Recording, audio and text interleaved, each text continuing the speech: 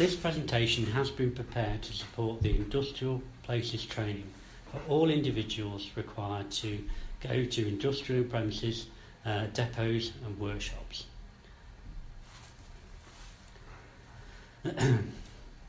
This briefing provides an overview of the hazards and actions and controls required to be adopted to manage the risk of electrical hazards when out and about.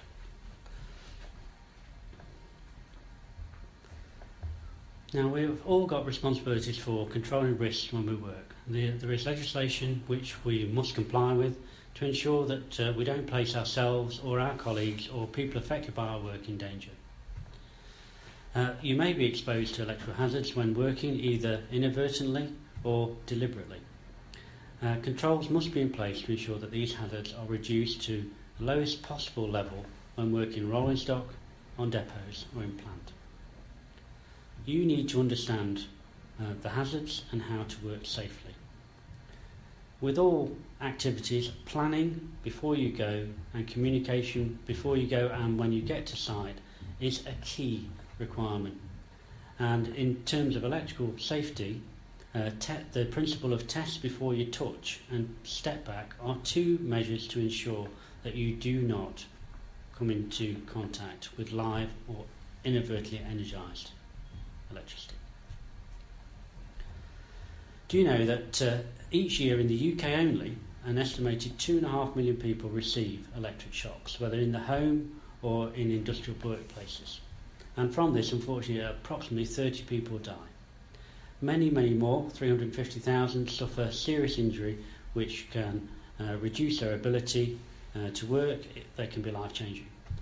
So it's a very serious issue and we need to give it appropriate thought in what we do. On a typical railway vehicle, there are lots of systems which incorporate electricity, and there's different levels of control applied on the vehicles for isolation. In the UK we have DC railway systems, so we have a third rail used to provide traction power.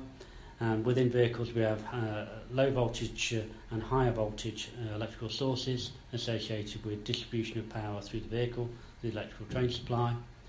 At lower levels we have battery supported and supplied systems used for train control, signalling. Also we have engine starting systems, we have lighting systems, we have door systems, and ever more systems involved on the vehicle for passenger use which require energy. Modern equipment incorporates stored energy devices such as capacitors within the traction system. Again, there can be AC higher voltage distribution systems. We have air conditioning, we have lighting, we have at-seat power and catering equipment, all of which will be energised and isolated in different ways. Okay. So, examples of where we may come across electrical hazards on a vehicle. Intercar jumpers, these may be energised at low voltage or high voltage. They may incorporate interlocks or bolting systems to prevent inadvertent separation. We have overhead liner collection equipment located on the roof of the vehicle, out of use. The procedures are in place to prevent access to the roof equipment on depots may be different. Isolation of overhead supplies in the depot use different techniques, and earthing of that system when it's isolated also vary. The third rail system, this is at lower level. Where you may be exposed to third rail equipment within a depot. Vehicles are very long devices, long installations. They can pick up power at one point and transmit it down through the vehicle through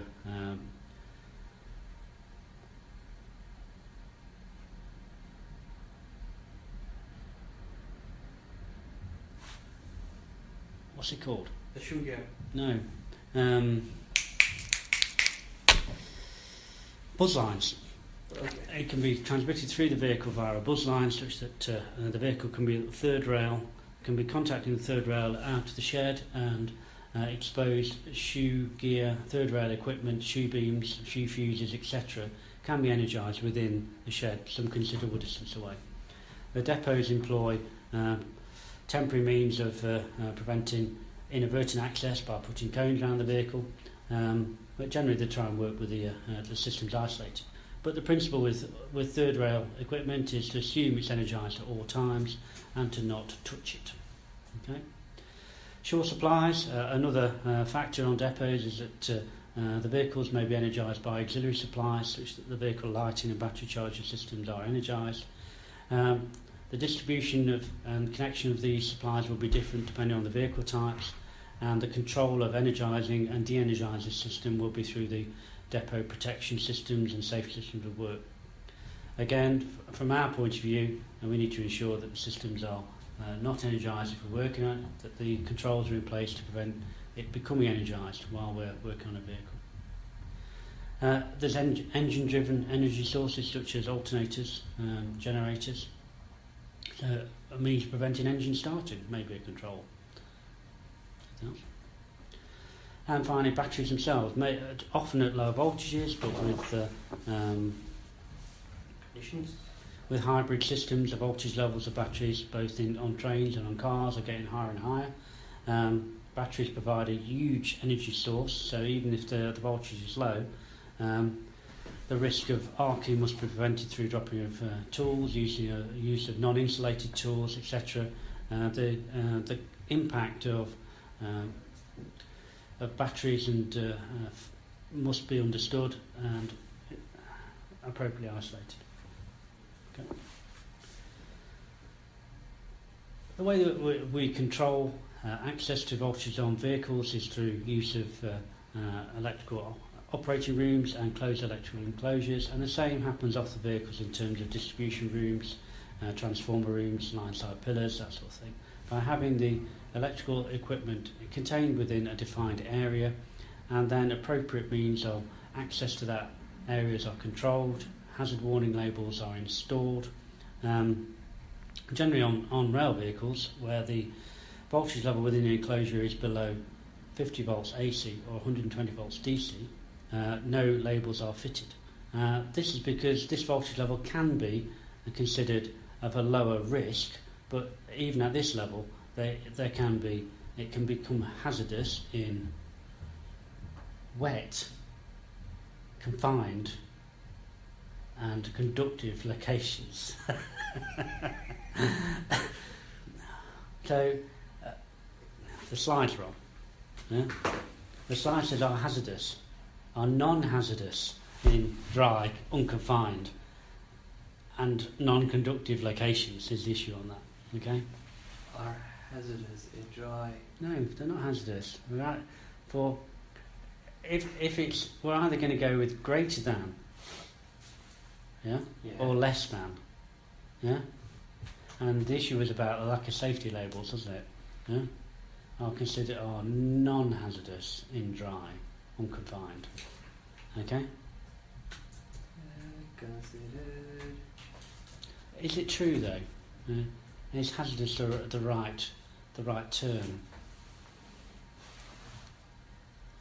Just have a sec. Come on. Is it your specimen?